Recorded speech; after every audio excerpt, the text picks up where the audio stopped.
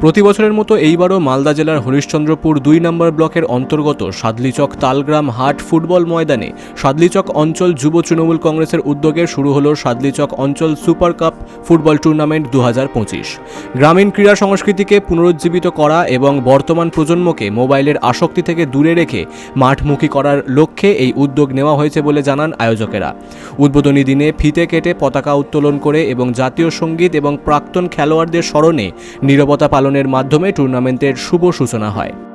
তৃণমূল কংগ্রেসের পক্ষ থেকে আজকে অর্গানাইজ হয়েছে, আজকে স্টার্ট, বিগত আরও 6 দিন চলবে। 7 দিনের আমাদের টুর্নামেন্ট। আজকে ঝাড়খণ্ড ছিল আর গোগা, ঝাড়খণ্ড জিতেছেন এখানে। তো আমার সব নেতৃত্ব উপস্থিত ছিলেন, আর এখানকার যে আমাদের যে শালীন মাস্টার থেকে শুরু করে আমাদের প্রধান থেকে শুরু করে সবার অক্লান্ত পরিশ্রম আজকে এই টুর্নামেন্টটা কিন্তু এখানে অনুষ্ঠিত হচ্ছে। দর্শকদের জন্য প্রতিদিন একটা করে সাইকেল আমাদের দর্শক থাকবে। ফাইনাল দর্শকদের জন্য একটা করে সাইকেল। আগামী দিন খেলা দেখেন। আমাদের এই টুর্নামেন্ট একদম অল্প থেকে শুরু হয়েছে। আজকে একটা উত্তরবঙ্গে একটা ভালো জায়গা। এখানে সব থেকে বেশি কি এখানে দর্শক প্রায় 15 থেকে 20 হাজার দর্শক এখানে থাকেনি। আর এই টুর্নামেন্ট নিয়ে আমাদের সাদলিচকবাসীর একটা আবেগ থাকে।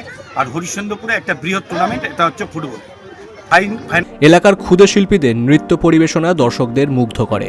উদ্বোধনী ম্যাচে মুখোমুখি হয় এফসি ঝাড়খণ্ড একাদশ বনাম নেটশার্প একাদশ। খেলায় 4-1 গোলের ব্যবধানে জয়ী হয় এফসি ঝাড়খণ্ড একাদশ। উদ্বোধনী অনুষ্ঠানে উপস্থিত ছিলেন রাজ্যের মন্ত্রী তাজমুল হোসেন এবং জেলা পরিষদের সদস্য বুলবুল খান, ব্লক তৃণমূল সভাপতি তাবারক হোসেন, এছাড়াও অন্যান্য বিশিষ্ট ব্যক্তিবর্গরা। টুর্নামেন্টের মূল পরিচালনার দায়িত্বে ছিলেন সেলিম জাহাঙ্গীর, ফিরোজ আলম সহ অন্যান্যরা। Bureau report, big news Bangla.